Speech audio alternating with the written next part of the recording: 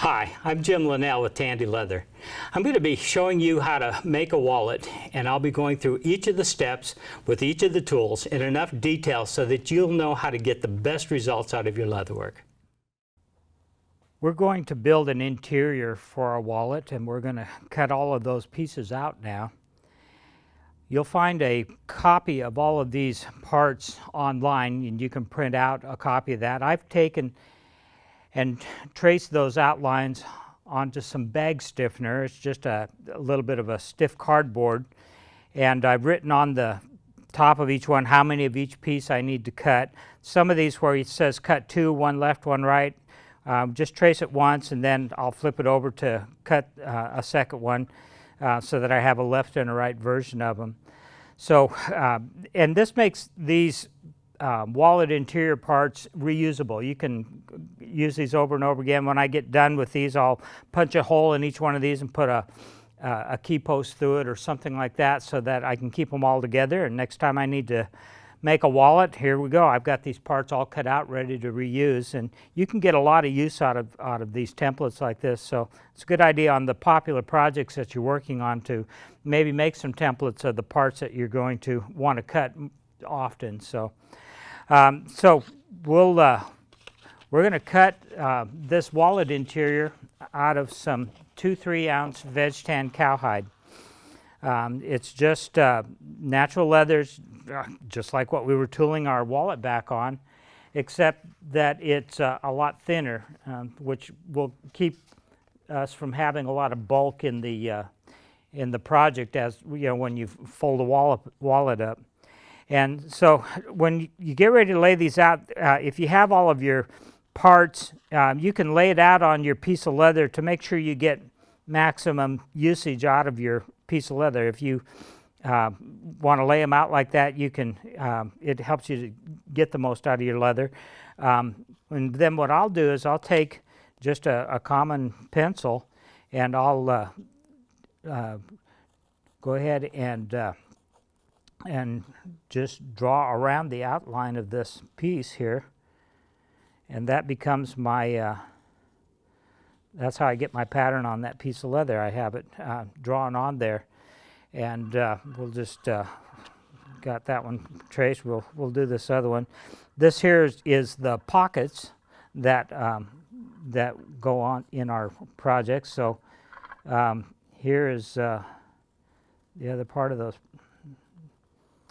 pockets. So we'll just trace around it with a pencil. We're going to cut right on that pencil line when we cut this out, so that's going to, for the most part, disappear.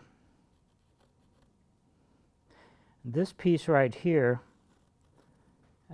actually has a slot in it that we need to make sure we mark as well. You see these lines here? I've punched a hole at either end of this, and so we want to make sure that we trace those slots on the project as well.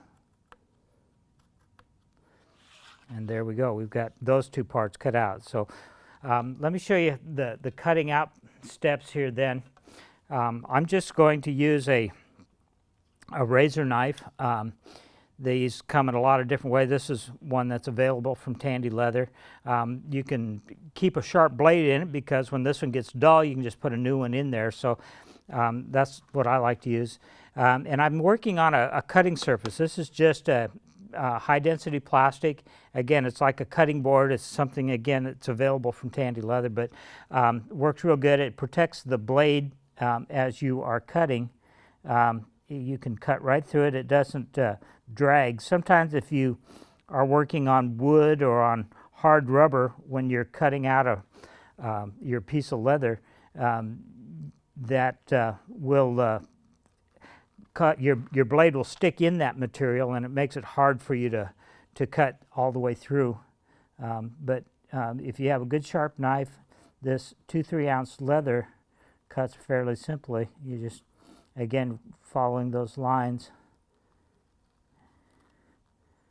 and cutting it in. Sometimes you might find it easier to trim this piece out so that you're not having to work with the whole side of leather there. We'll just get that big piece out of our way and just trim this out. Makes it a little easier to work with it on your board.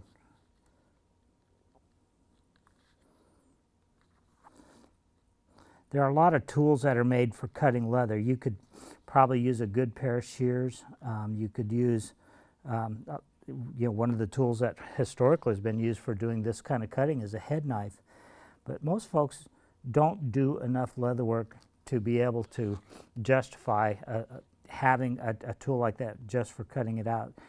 But everybody probably has a knife like this laying around. So it's just, and it works just fine for doing this. I find it convenient and easy to get a hold of.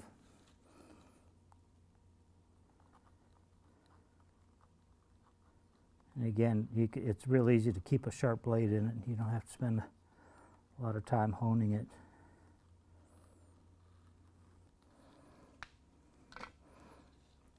And then we need to cut these two slots in here.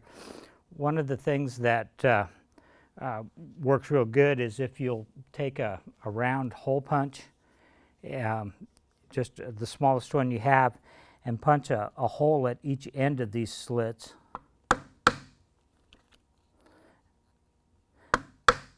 Makes it easier when we connect these pieces together. And then we'll use the knife and connect those.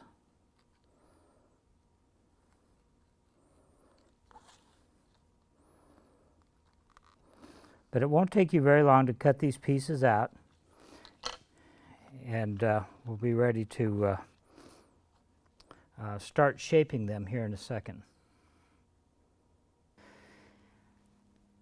We have all of our pieces cut out of the 2 3-ounce leather, and I've already started forming some of them. You notice that we got to fold some and put some creases on them. So let me show you on a couple of these here how we do that.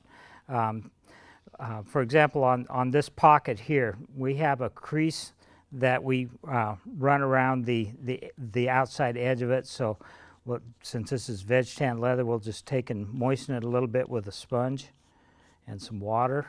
And as that starts to dry just a little bit, I'm going to use a tool here called an adjustable creaser. It is adjustable. You can, by screwing this down, you can make a wider crease, narrower crease, whatever fits your project. And all this does is just put an attractive crease along the edge of your project. And on your dampened leather, it doesn't take a lot of pressure to do this. Just going to move along, laying one edge over the edge of your leather, and then by pushing it along, we get this nice little crease that just gives it kind of a finished look.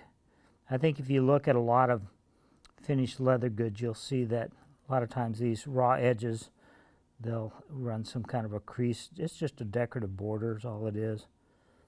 But this tool works really good for doing that.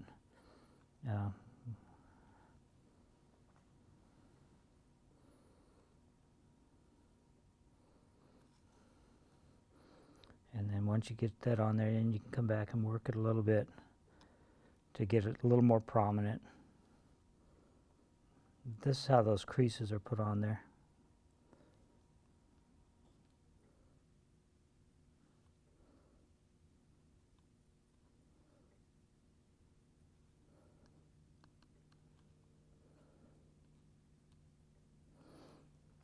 See that? And then we'll do the same thing on this other piece. We also have to fold this piece. This is the rest of the pocket. There's actually 2 pockets on each side of this project.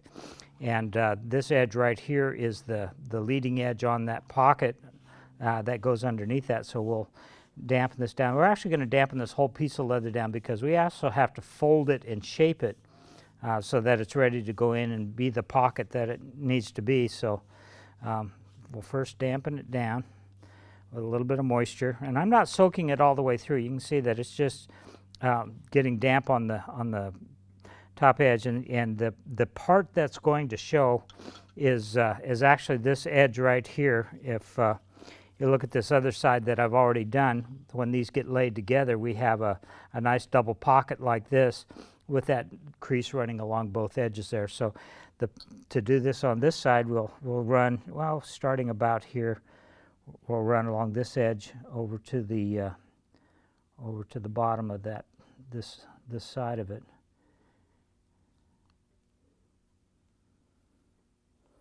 And again, just put this little crease along the edge.